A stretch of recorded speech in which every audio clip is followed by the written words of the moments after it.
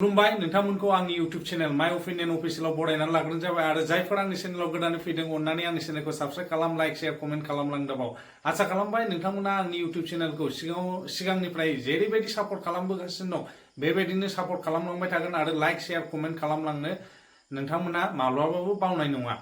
दा बाथ्राया बेसो जादों इउसिसि खौ लानानै दिनै जोंना बिश्वजित दैमारी बिथाङा संसद मा होनो आसाम एसेम्ब्लियाव मा बुंदों बिथाङा मा बुंदों बेनि सायावसो आं फंनैसो बाथ्रा बुंनो नागिरदों जे जोंना मा होनोमोनलाय बिश्वजित दैमारी सारा इउसिसि जानायाव जेबो हेंथा गैया होननानै बिथाङा बुंदों। इउसिसि जानायाव खारन जोंना ट्राइबेला जेबो एफेक्ट जाया अलरेडि इउसिसिआ ट्राइबेलनिफ्रायसो फैदों होननानै बिथाङा बुंदों आरो ट्राइबेलफोरखौ फल' खालामनानैसो इउसिसि खौ दिनै बानायदों होननानै बिथाङा बुंनो नागिरदों बा नाजादों आरोना। मानो होननानै बुङोब्ला जोङो हाबा लानायावबो बिथांनि बुंनायसो दे हाबा लानायावबो जोङो बिफां लाइफां जिब जुनार सान अखाफोर बार गासिखौबो साखि दोननानै रायजो राजाजों लोगोसे हाबाखौ जोङो होनाय जायो। बे नियम निथिनि गेजेरजों जोङो हाबाखौ होनाय जायो। आरो बेबायदिनो गारलायनायनि खेथ्रआवबो बेबायदिनो जोङो समाजाव मिटिं लालायलायनानै फाथैलाय बिसिलायनायजों माबा मोनसे नियम कानुन जोंहा दंखायो अलरेडि बे हिसाबैसो ट्राइबेलफोरा दङ बेबायदिनो दा बे हिसाबैसो जोङो गारलायनायखौबो गारलायलाय होयो आरोना समाजनि गेजेरजोंनो हाबाखौबो समाजनि गेजेरजोंनो जों खालामो गारलायनायखौबो जों समाजनि गेजेरजोंनो खालामो आरो सोरबा नियम निथिनि बारगा खामानि मावनायखौ जोङो समाजानो हमनानै समाजानो साजा होयो आरो मा रोखोमनि साजा बबे खामानिखौ मावब्ला मा रोखोमनि साजा मोनगोन बिसिबां दन्द नांगोन बैफोरो गासिबो जोंना दंखाजोबो समाजाव जोंनि ट्राइबेल समाजाव आरोना ट्राइबेलाव दा बे आरो मोनसेया जाहैबाय सय सम्पथि राननायाबो जोंनि समाजाव दंखायो। नो डाउट जोङो फिसा हिनजावफोरनो होनाय जायामोन फिसा हिनजावफ्रा माने सय सम्पथिखौ मोननायनि जोंना माबा गैया आरोना बेबायदि दा बेफोर जिनिसा लासै लासैनो सोदांबोनानै दिनै फिसा हिनजावाबो फिसा हौवाजों समान मोननायनि मोनसे माबाया फैबाय आरोना दा बे बाथ्राखौ बुंदों आरोना। बेनि उनाव जोंहा मा होनदों माने इउसिसिआ जोंनि ट्राइबेलखौ फल' खालामनानैसो जानाय होननानै बिथाङा बुंदों आरोना।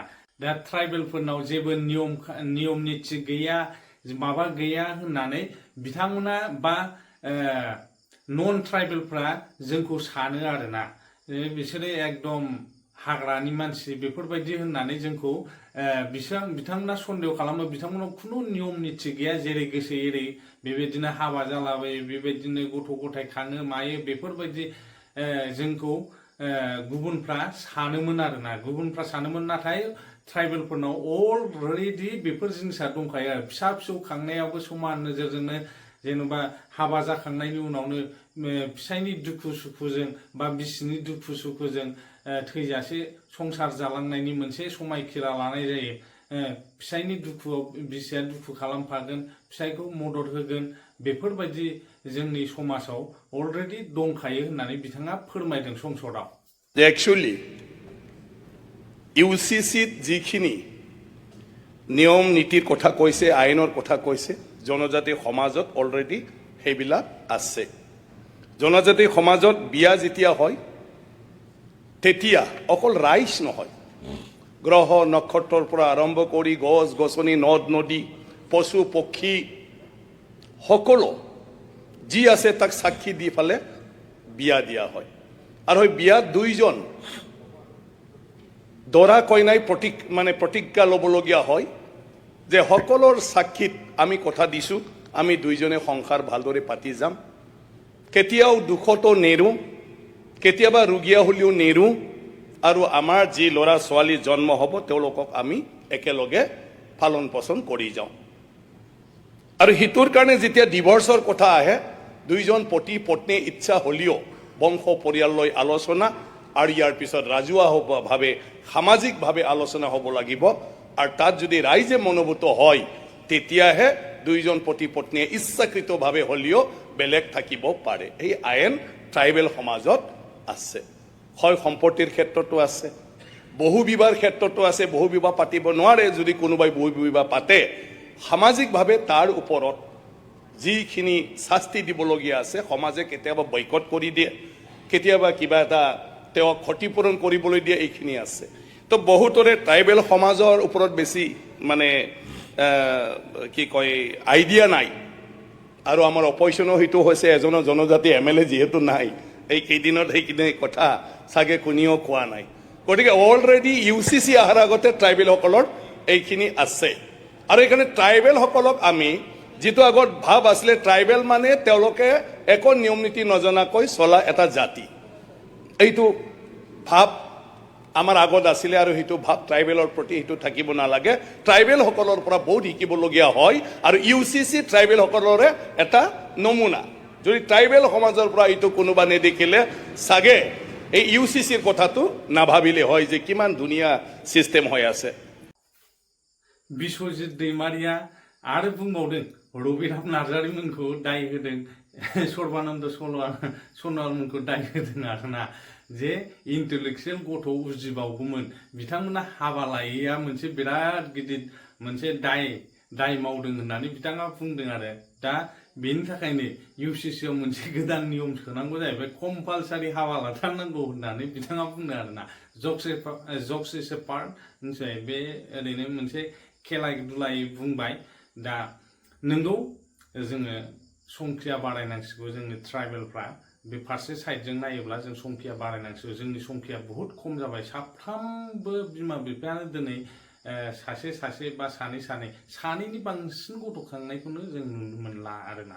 बे मोनसे आरो मोनसेया जाहैबाय माने हिनजावफोरखौ लानानै जेब्ला हाबा जाफैखांनानै हिनजावफोरनि गोसोआव मा सानो मा साना, माबोरै भुगिनाङो, फिसायनि न'आव गोरोबफैनांगौ, गुबुन न'खराव जेनेबा उन्दु जाबोबाय, बिमा बिफानि दाव अननायाव थाबोबाय, दिनै गुबुन न'खराव बारबोनाय लोगो लोगो बे हिनजावफ्रा माबादि सिटुएसनजों माबानांगौ सोलियो आरो बेनि सायाव सोरबा हिनजावफोरखौ जेनेबा नों बानाय जाबाय आरो सोरबाया बे हिनजावफ्रा गाज्रि, बेफोरबायदि माखासे बाथ्राफोरखौ बिथाङा बुंलांदों आरो थुलमुल भाषायै। दा बे थांबाय, ओमफ्राय जोंना मोनसे लिभिं रिलेशनशिप, बेनि सायाव दिनै सरसा जागासिनो दङ UCC आव। बेनि सायाव जोङो मा होनो हेमेन्त बिश्व शर्मा, डक्टर हेमेन्त बिश्व शर्मा आसामाव UCC नि गेजेराव नैबे लिभिं रिलेशनशिपखौ खुनु मा होनो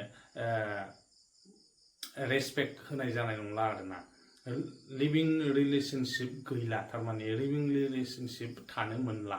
दा जोंनि ट्राइबेलावथ' बेबायदि गैखाया होननानै बिथाङा बुंदों आरो जोङो मालाबाबो फोथाया बेबायदि हौवा हिनजाव हाबा जाया हौसाया ज' थाजोबनायखौ जोंनि समाजाव मालाबाबो जों फोथायखाया। बे जाहैबाय जोंनिफ्रायसो सोलोंनाय। UCC आ जोंनिफ्रायसो सोलोंगासिनो दं, ट्राइबेलफोरनिफ्राय। ट्राइबेला ओरैबायदि मोनसे माबा हारि, माने नियम निथिजों जोङो सोलिलाङो। दा खिन्थु दिनैनि समाव खिन्थु माखासे गाज्रि इम्पेक्ट जाबाय। दिनैनि समाव माखासे गाज्रि रोंबाय राबाय, बांसिन पलिउसन जाबाय जोंनि समाजावबो, गाज्रिसिन जाबाय। दा बे पलिउसना मा नोंथांमोना मिथिखागौ।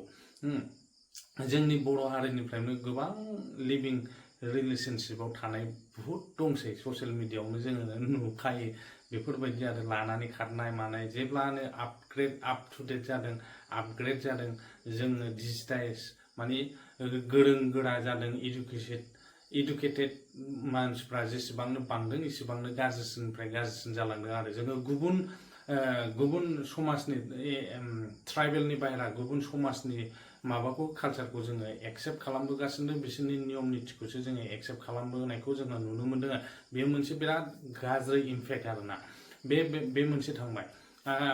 आरो ओमफ्राय जाहैबाय जोंनि समाजाव अलरेडि जोंहा एक्सेप्ट खालामखायो जोंनि समाजा। माखौ एक्सेप्ट खालामो? जेब्ला समाजनि बिजिरनायखौ फोथायाब्ला बिथांमोना कर्टआव थांनो हायो, पुलिस केस माबा माबि बेफोरबायदि समाजनि बिजिरनायखौ जेनेबा जोंनि समाजाव एबसु बिजिरो, जोंनि गामि समाज दङ, बर' समाज दङ, एबसुआव बिजिरहैयो, बेफोरबायदि गासैखौबो जुदि फोथायाब्ला माबा मानिनो हायाब्ला एक्सेप्ट खालामाबा जोंनि ट्राइबेल समाजा कर्टआव थांनायखौबो जोङो जेबो बादा खालामा आरो बेफोर जिनिसा दंखायो जोंनि गेजेराव।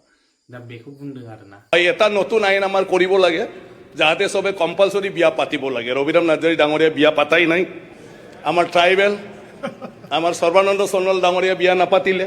ইমান মেধাৱী মানুহৰ বংশ পৰিয়াল কিমান মেধাৱী হ'লে হয়, গতিকে ট্ৰাইবেলৰ ইণ্টেলেকচুৱেল মানুহ কম হোৱাৰ এইবিলাকো কাৰণ। গতিকে ৰবিৰাম নাৰ্জাৰী ডাঙৰীয়াৰ সন্তানে কিমান ইণ্টেলেকচুৱেল হ'লে হয়, গতিকে ট্ৰাইবেলে আজি আগবাঢ়িব নোৱাৰাৰ কথাবিলাক তেনেকুৱা আছে আমাৰ কিছুমান। তো এইটো লৈ ফালে আমাৰ সদনত ভুল বুজিব নালাগে। জনজাতিসকলে যদিও নিজৰ সামাজিক ৰীতি নীতি আছে তথাপিও তাত যদি সন্তুষ্ট নহয় কৰ্টলৈ গুচি যায়, তাত কোনো বাধা নাই। যিকোনো ট্ৰাইবেল মানুহে ৰাইজৰ বিচাৰত যদি ছেটিছফাইড নহয়, এই মানুহজন কৰ্টৰক কাষ চাপে আৰু তেতিয়া কোনো ট্ৰাইবেল লৰ কথা নাহে, যিটো মুছলিম লৰ কথা আহিছিলে আগতে। এইটো ট্ৰাইবেল লৰ কথা নাহে, ট্ৰাইবেলসকল এই বিচাৰটোও মানি লয়। গতিকে তেনেকুৱা ধৰণৰ বহুত কথা আছে। গতিকে সেই UCC এইকাৰণে এইটো ৰাখি থৈ গৈছে। গতিকে UCC অলৰেডি ট্ৰাইবেল সমাজৰ মাজত নিজৰ মাজত অলৰেডি তেনেকুৱা নিয়মবিলাক চলি আছে। এটাটো হ'ল সেই আইনখন বিশেষ কৰি আমাৰ মাতৃসকলৰ, আমাৰ বাইদেউ, আমাৰ ভগ্নী, আমাৰ ছোৱালী, তেওঁলোকৰ সুৰক্ষাৰ কাৰণে। আমাৰ চবৰে নিজৰ নিজৰ সন্তান আছে। আমাৰ মাসকলে কিমান কষ্ট পাইছিল বিয়া হোৱাৰ দিনৰে পৰা। কথা নাই, বাৰ্তা নাই, নিজৰ পচন্দ অপচন্দ বেলেগ এটা পৰিয়ালত বিয়া হৈ যায়। ঘৰৰ বংশ পৰিয়ালৰ প্ৰেছাৰ, ভাল পৰিয়াল, মানি লবি যা। বিয়া হৈ যোৱাৰ দিনৰ পৰা চবে জকায়, কইনাৰ তামোল খাব পেলাই কইনাৰ অন্তৰত কি হৈ আছে, ঘৰখনৰ মানুহখিনি এৰি আহাত, মা দেউতাক এৰি আহাত, নতুন পৰিয়ালৰ লগত মিলিবলৈ যোৱাত, এই কথা আমি কোনেও নাভাবোঁ। কইনাৰ তামোল খাম, কইনাৰ চাহ খাওঁ, কইনা বনোৱা ভাত খাওঁ, কইনাজনী দেখোন একদম এক্সপ্ৰেছ গাড়ী, কইনা দেখোন তেনেকুৱা। কিন্তু সেইদিনা আমি কেতিয়াবা কোনোবা ভাবেনে এই কইনাজনীৰ অন্তৰত কি চলি আছে? আমি কেতিয়াও নাভাবোঁ। ইয়াৰ পিছতো সদায় বিভিন্ন ধৰণৰ বৰ্চনা। মাকে দেউতাকে যেতিয়া কইনাৰ ঘৰত যাব, যাৰ ছোৱালী আছে হয়তো গম পাব, কোনোবা গম পাইছে, কাৰ ঘৰত সোমাব? ছোৱালীৰ ঘৰত। যেতিয়া সোমাই তেতিয়াও বাহিৰত কোনোবাই ক'ব লগাই দিলে চাগে, আমি কি লগাই দিলে। এইটোৱে চলি থাকে।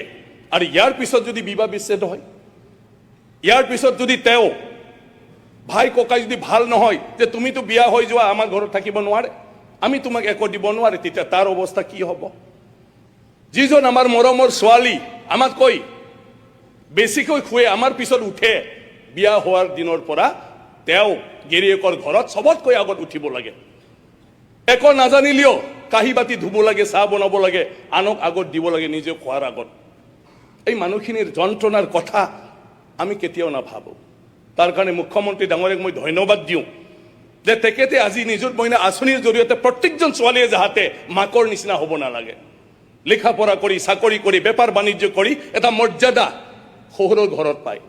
যাতে তাকো কয়, বোৱাৰী তোমাৰ অফিচৰ টাইম হৈছে, তুমি যোৱা, বাকী কাম মই কৰিম, যোৱা। যাতে তেনেকুৱা ধৰণৰ সন্মান আমাৰ ছোৱালীবিলাকে পায়।